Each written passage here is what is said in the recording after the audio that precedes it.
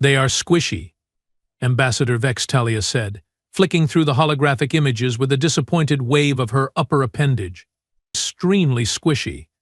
No exoskeleton, no natural armor, no poison glands.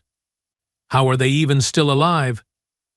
Commander Zorlak of the Galactic Survey Fleet leaned forward, his four eyes blinking in sequence as he studied the images of the bipedal creatures known as humans.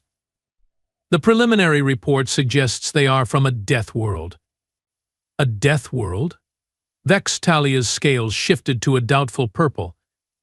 Come on, Zorlak. Look at them. What could possibly be deadly on their homeworld that these meatbags could survive? Zorlak's mandibles clicked in what passed for amusement among the Tricari. That's exactly why High Command wants a more thorough investigation. Something doesn't add up. The two aliens stood aboard the command deck of the Boundless Curiosity, the most advanced scout ship in the Unified Galactic Federation's fleet. They had been tasked with evaluating the newly discovered species for potential inclusion in the Federation or containment, if necessary. Fine, Vextalia sighed dramatically. But I'm sending Plex, nor down to the surface. His sensory array is the most advanced, and frankly I don't want to waste my time with what's clearly going to be another Class D civilization at best. Your call, Ambassador, Zorlak replied, hiding his annoyance. Vextalia had a reputation for underestimating new species, a trait that had nearly cost them diplomatic relations with the Sandorians last cycle. But High Command specifically requested your personal assessment. And they will get it, she said with a dismissive flick of her tail. After Plex, nor does the grunt work. Plex nor wished, not for the first time, that he had been born into any species other than the Veltraxians. Sure, having an integrated quantum computer for a brain had its advantages, but being considered the galaxy's best data collectors meant everyone always sent you on the boring missions. Surface atmospheric composition analysis complete, he reported to the ship. Nitrogen-oxygen mix, highly combustible. Trace elements of, wait, is that right? What is it, Plexnor? Zorlak's voice crackled through his comm unit. There's water. Everywhere. It's in the air. It's on the ground. It's falling from the sky. These creatures live in a world saturated with the universal solvent. There was a pause before Vextalia's voice joined the conversation. So they are aquatic. Being negative, Plexnor replied, his sensor pods rotating to capture footage of a nearby human settlement. They are walking around in it. Some are even deliberately exposing themselves to concentrated falling water for cleansing purposes. Recreation? It's difficult to determine. That's disturbing, Zorlak admitted. Continue observations. Plexnor extended his camouflage field and moved closer to the settlement. According to his briefing, this was a small town by human standards, though it contained thousands of individuals. The structures were primitive by galactic standards, constructed of processed plant matter, mined minerals, and synthetic compounds that would barely withstand a minor solar flare. He observed a group of young humans engaged in some sort of physical competition involving a spherical object. They were colliding with each other on purpose, falling to the ground, and then laughing. Ambassador, I believe these humans intentionally damaged themselves for entertainment. Now that's just ridiculous, Vextalia responded. No sentient species would. Sending visual feed now, Plexnor interrupted, a rare moment of assertiveness from the typically subservient technician. The feed showed humans of various sizes repeatedly colliding, some falling to the ground with enough force to cause injury to most known sentient species, only to rise again, sometimes with assistance from others. By the Great Void, Zorlak muttered. They are incredibly durable for their apparent fragility. Vextalia's voice carried a note of genuine interest for the first time. Perhaps we should reconsider our initial assessment. Commander Zorlak hated to admit that the ambassador had been right to send Plexnor first. The data coming back was increasingly concerning. Sensor officer, run a surface scan for artificial energy signatures, he ordered. Already complete, Commander, the officer replied. Results are confusing. Explain. The humans are harnessing incredibly primitive fission reactions and combustion for energy, but they are doing so at a scale that's, well, planetary. They are burning fossil fuels, splitting atoms, and somehow haven't destroyed themselves in the process. Their waste heat alone should have triggered a runaway greenhouse effect centuries ago. Zorlak scratched at his exoskeleton thoughtfully. So they have adapted to survive their own technological development? Interesting. The communications officer suddenly straightened. Commander, we have detected outgoing transmissions from the planet's surface. They are actively broadcasting their presence into space. Are they aware of us? Zorlak asked sharply. Negative, sir. These appear to be routine transmissions. They have been sending signals for over a century. Entertainment, data, communications, they are practically shouting their existence to the cosmos. That's suicide, Vextalia said, approaching from behind. No species announces their presence before achieving faster-than-light capability. It's asking to be invaded. Unless, Zorlak said slowly, they are not afraid of being discovered. The implication hung in the air, heavy with possibility. Plex Nor was observing a human educational facility when he first witnessed their true potential for violence. Two juvenile males were engaged in a dominance display, their upper appendages clenched into what his database identified as fists.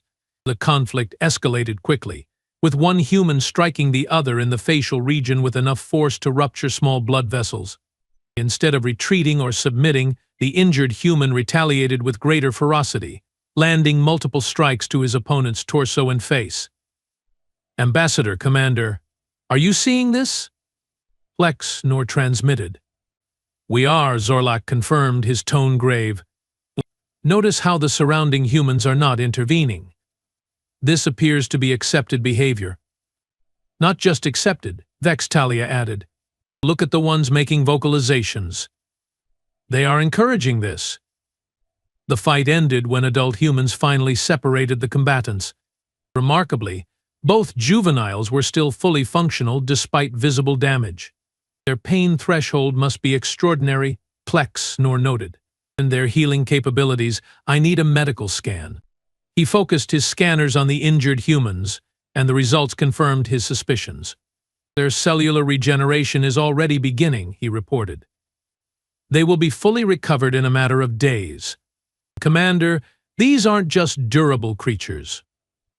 They are self-repairing at a rate that suggests evolutionary adaptation to constant injury. A species that evolved expecting to be regularly damaged, Zorlak mused. What kind of evolutionary pressures would create such an adaptation? I think we need to reassess the Death World classification, Vextalia said. This may be beyond our current categorization system. Aboard the Boundless Curiosity, the science team was working overtime to process the flood of data from Earth. Their genetic structure is bizarre, the chief xenobiologist Dr. MacArthur reported to the assembled command staff. They carry massive amounts of redundant or apparently non-functional genetic material. It's as if they are designed to rapidly mutate and adapt. Could this explain their diversity?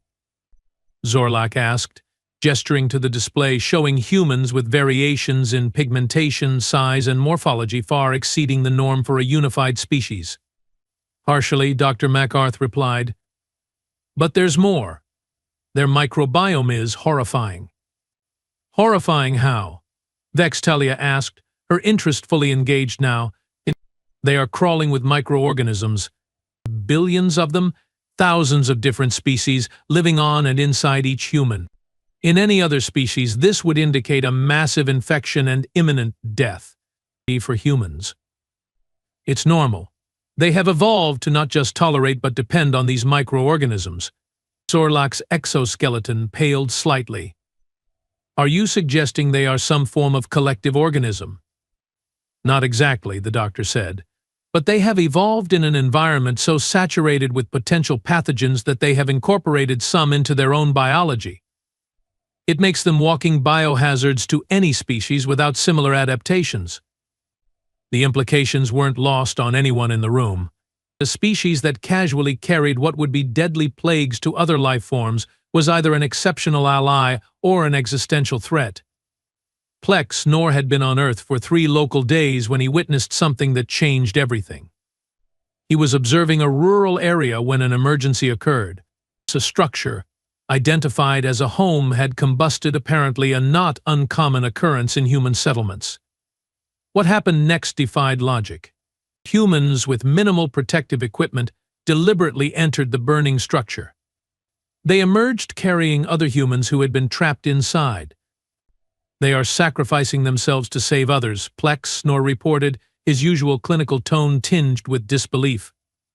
That's not unusual, Vextalia countered. Many species exhibit life-sacrificing behavior for genetic relatives. No, Ambassador. These aren't relatives. According to their vocalizations, these humans didn't even know the ones they rescued. There was a long pause before Zorlak responded. Altruistic behavior toward genetic strangers, at the risk of their own survival? That's evolutionarily disadvantageous, Vextalia finished. And yet, Plex Nor added, these humans are clearly the dominant species on their planet. The rescue workers were now treating the injured humans. One rescuer had sustained significant thermal damage to his exterior covering but was refusing treatment until the others were attended to. And their social cohesion transcends genetic relationships, Plex Nor observed. They form bonds based on abstract concepts. That makes them unpredictable, Zorlak said. It's a species that will fight and die for ideas rather than just survival or reproduction. Commander, the communications officer interrupted. We are detecting increased activity from their orbital surveillance systems. I believe we have been noticed. Captain Annika Jones of the United Earth Defense Force stared at the anomalous readings on her screen, coffee mug frozen halfway to her lips. Run the analysis again, she ordered, not taking her eyes off the data. Lieutenant Dale Fujimoto tapped at his console. Same result, Captain. Something's up there and it's not ours. How long has it been there? Based on orbital perturbation calculations, approximately 3 days. It's using some kind of stealth technology, but our new quantum detection grid caught a glimpse when it shifted position. Annika set down her mug and straightened her uniform. Well then, I guess we should say hello. Aboard the Boundless Curiosity, alarms blared. We are being targeted, the defensive systems officer shouted. Multiple ground-based weapons systems have locked onto our position. Impossible, Vextalia said. They don't have the technology to detect us through our cloaking field. Apparently they do, Zorlak replied grimly. And they have kept that capability hidden until now. Interesting. Incoming transmission, the communications officer announced. They are broadcasting on multiple frequencies. The Universal Translator is processing its audio and visual. On screen, Zorlak ordered. The main view screen flickered to life, showing a human female in what appeared to be a uniform of some kind. Her face showed no fear, only determined curiosity. Identified vessel in Earth orbit, this is Captain Annika Jones of the United Earth Defense Force. We know you are there. While we appreciate your interest in our planet, it's customary to introduce yourself before spending 3 days in someone's backyard. We are prepared to extend diplomatic courtesy or defensive measures depending on your response. Your choice. You have 5 minutes. The transmission ended, leaving the command deck in stunned silence. They detected us, pinpointed our exact location, targeted us with weapons, and issued a deadline, Vextalia summarized. All with technology they supposedly don't possess. I don't think we have been assessing a primitive species, Zorlak said slowly. I think we have been watching an advanced civilization that deliberately maintains the appearance of technological immaturity. Why would any species do that? Vextalia asked. Before Zorlak could respond, the science officer interrupted. Commander, we have completed analysis of their weapons capabilities. They are concerning. Concerning how? Their primary weapons are nuclear-tipped missiles, extraordinarily primitive, but they have built thousands of them. If even a fraction hit us, Our shields would fail. They would irradiate their own planet in the process. Vextalia exclaimed. Yes, Zorlak said quietly. They would. The realization dawned on all of them simultaneously. They weren't dealing with a primitive species. They were dealing with a species so accustomed to violence and hardship that they would consider planetary self-harm as a defensive strategy. Open a channel, Zorlak ordered. I believe it's time we formally introduced ourselves to the humans. As the communications officer prepared the response, Zorlak added one more thing and update our report to High Command. Classify Earth as a Class 10 death world and humans as a Category Alpha species. Recommended approach, extreme caution. Potential threat level, existential. The 5-minute deadline was approaching fast, and throughout the galaxy, no one yet knew that everything was about to change. Ambassador, they are waiting for our response, Zorlak said, mandibles twitching nervously. Vextalia straightened her ceremonial collar. Let me handle this. Diplomacy is my specialty. Your specialty is underestimating new species, Zorlak muttered under his breath. What was that, Commander? Nothing, Ambassador. The channel is yours. The view screen flickered to life again, showing Captain Annika Jones, her expression unchanged, fingers drumming rhythmically on her console. When she saw the aliens, her eyebrows raised slightly, the only indication of surprise. Well, she said, that's certainly not the face of Mars. Greetings from Earth. Vextalia cleared her throat. I am Ambassador Vextalia of the Unified Galactic Federation. On behalf of the 327 peaceful species of our collective, I extend greetings to humanity. 327, huh? Annika replied. Impressive club you have got there. I'm guessing our invitation got lost in the mail? Perhaps while you were cloaked in our orbit for 3 days? Vextalia's scales shifted to an embarrassed blue. Our observation protocols are standard procedure for all potential contact scenarios. We meant no offense. None taken, Annika said with a smile that didn't quite reach her eyes. We have been broadcasting our existence for decades, practically begging someone to answer. Though I must say, spying isn't the friendliest first impression. Zorlak stepped forward. Captain Jones, I am Commander Zorlak. May I ask how you detected our vessel? Our cloaking technology should be well beyond your current technological capabilities. Annika's smile turned genuine. Let's just say we have been expecting visitors for a while, Commander. We have had plenty of time to prepare a proper welcome. You have been expecting us specifically? Vextalia asked, confused. Not you specifically, Annika clarified. But we have observed enough unusual phenomena to know we aren't alone. The universe is too big for anything else to make sense. So, what happens now? Do we get the grand tour of the galaxy, exchange recipes, sign some treaties? Before either alien could respond, a new alarm sounded on the bridge. Commander, the sensor officer called out. We have detected multiple launches from the planet's surface. Weapons? Zorlak demanded. Negative. They appear to be small spacecraft, dozens of them, launching from different continents. On the view screen, Annika seemed perfectly calm. Don't mind those. Just our greeting committee getting into position. Standard protocol. Protocol. Vextalia repeated. You have protocols for first contact? Of course, Annika replied. Doesn't everyone? Your arrival triggered our first contact defense initiative. Those are just our diplomatic escorts moving into position. They are unarmed, mostly.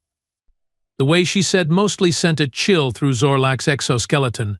Down on Earth's surface, Plex Nor found himself in an increasingly awkward situation. His camouflage field had been compromised, and he was now surrounded by a group of humans in a rural area they called Montana. So, said a weathered human male holding some kind of primitive projectile weapon, you gonna tell us what you are doing on my property? Or am I gonna have to get creative with my questions? Plex Nor's translation matrix was working overtime. I am conducting peaceful observation of human civilization for the Unified Galactic Federation. I intend no harm. A younger human female stepped forward, lowering the older male's weapon. Dad, stop threatening the alien. Sorry about him, she said to Plex Nor. He's still mad about the cattle mutilations in the 80s. I had nothing to do with any bovine alterations, Plex Nor clarified quickly. Sure, the older human said skeptically. That's what all you little green men say. I am neither little nor green, nor a man, Plex Nor pointed out, his sensory pods rotating in confusion. Figure of speech, the female explained. I'm Lizzie, by the way. That's my dad, Frank. The others are our neighbors. Plex Nor's social interaction protocols had not prepared him for this scenario. The humans weren't attacking him or fleeing in terror. They were conversing with him, as if encountering an alien was merely unusual rather than unprecedented. You don't seem surprised by my presence, he ventured. Frank snorted. Buddy, we have been watching the skies for generations. Only surprise is it took you folks so long to say hello. And we have already got you on TikTok, another human added, holding up a small recording device. You are trending. Plex Nor wasn't familiar with trending, but his risk assessment protocols were screaming that his mission had been severely compromised. I should return to my ship, he said, attempting to activate his emergency retrieval beacon. Your ship, huh? Frank said, squinting at the sky. That the one our military currently has surrounded up there? Plex Nor's sensor pods drooped. Perhaps we could continue this cultural exchange over what you call coffee. I understand it's customary to offer beverages during diplomatic discussions. Lizzie laughed. He's learning already, Dad. Come on, let's get him inside before the government shows up and ruins all the fun. Aboard the Boundless Curiosity, the situation was growing increasingly tense. The ship was now surrounded by dozens of small human spacecraft, each maintaining a precise position in a spherical formation. Their spacecraft are primitive, the tactical officer reported. Chemical propulsion, minimal shielding, but they have positioned themselves perfectly to intercept any possible escape vector. They are bluffing, Vex Talia insisted. Those vessels couldn't possibly threaten us. Ambassador, Zorlak said quietly, I believe underestimating them further would be unwise. The communications console chimed.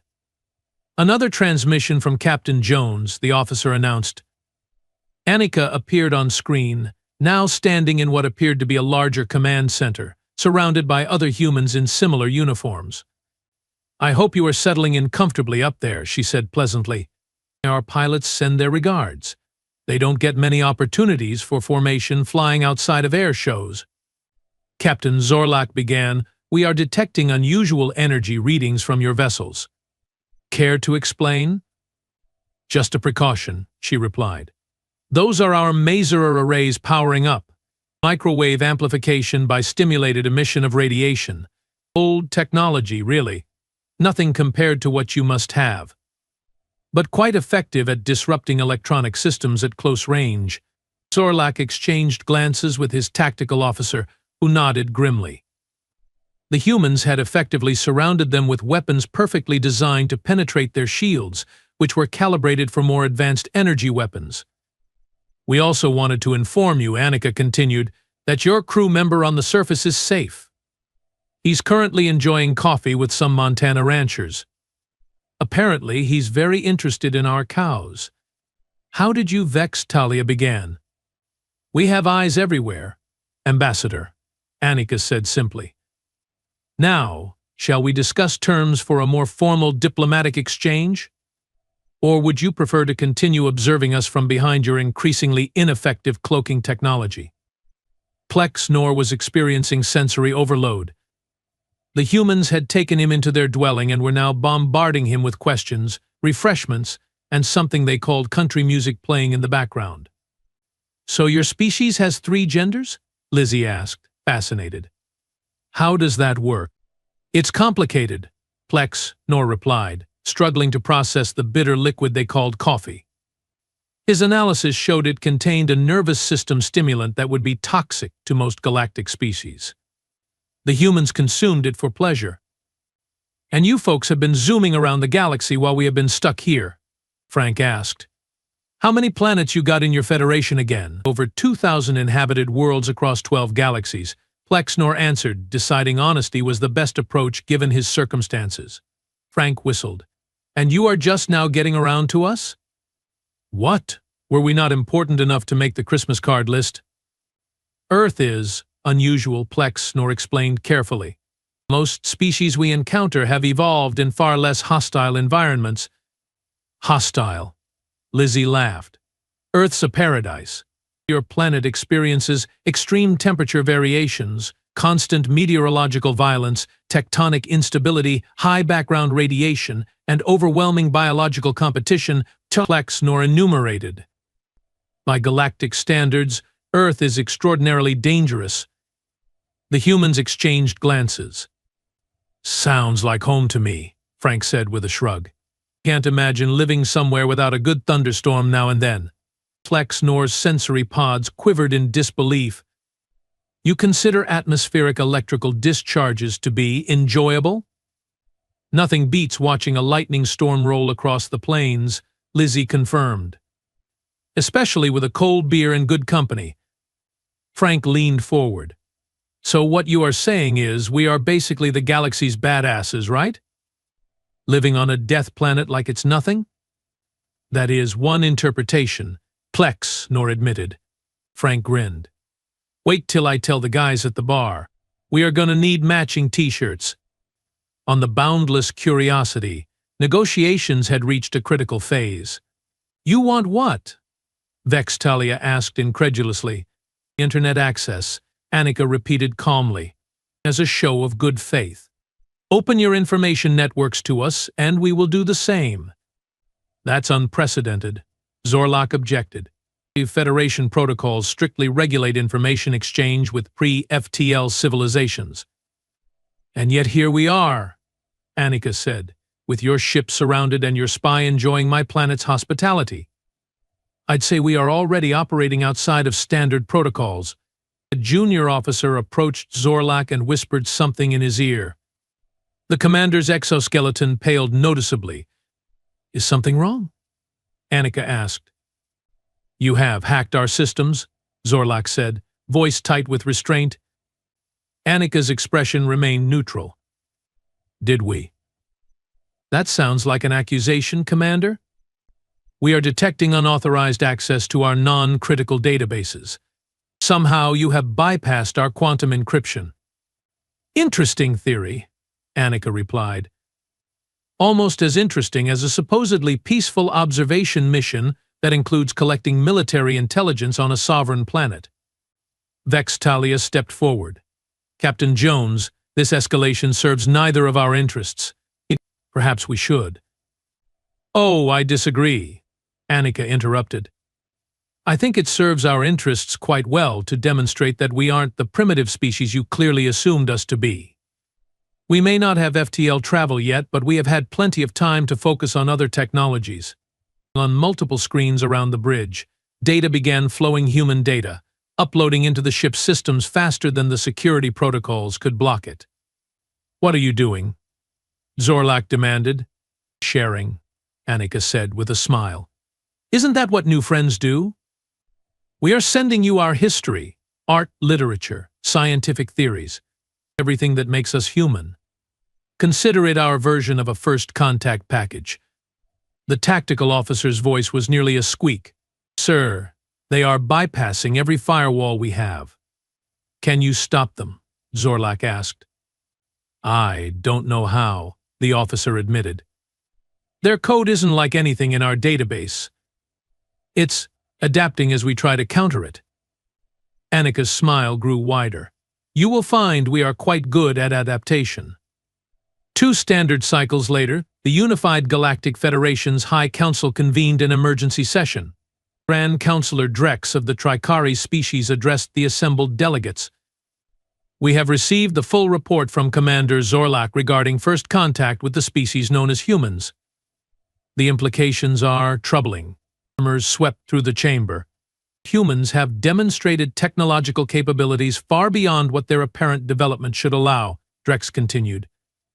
Furthermore, their biology and psychology suggest an evolutionary path unique in our experience, a species forged in constant adversity that has not only survived but thrived. Ambassador Vextalia, still recovering from her unexpected diplomatic mission, stepped forward. Esteemed counselors, I have spent significant time studying the data we gathered. Humans possess what can only be described as contradictory traits.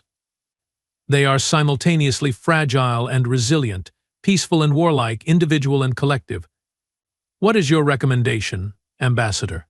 Asked a delegate from the Sandorian collective. Despite my initial assessment, I believe humans represent both an unprecedented opportunity and a potential existential risk to the Federation. They are capable of violence beyond what most of our species can comprehend, yet also display levels of empathy and self-sacrifice that defy evolutionary logic. And their technological capabilities? Asked another counselor. Commander Zorlak answered this question. They appear to have deliberately concealed their true technological progress. While they lack FTL travel, they have advanced in other areas, particularly information systems, quantum detection, and psychological warfare. They allowed us to detect their nuclear arsenal but kept their cyber capabilities hidden until the strategic moment. Most concerning, Vextalia added, is that they seem to have been expecting us. Not specifically our mission, but extraterrestrial contact in general. They had protocols in place, technologies prepared. This suggests a level of foresight and preparation that is unusual.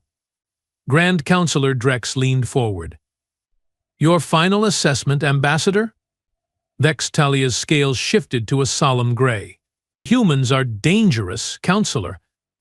Not because they are inherently hostile, but because they have evolved in an environment that rewards both aggression and cooperation to extreme degrees. They can withstand physical hardships that would kill most species, adapt to nearly any environment, yet consume substances toxic to most life forms, and form social bonds that transcend genetic relationships. So you recommend containment? Drex pressed. No, Counselor. I recommend alliance. Shocked murmurs filled the chamber. Explain, Drex demanded.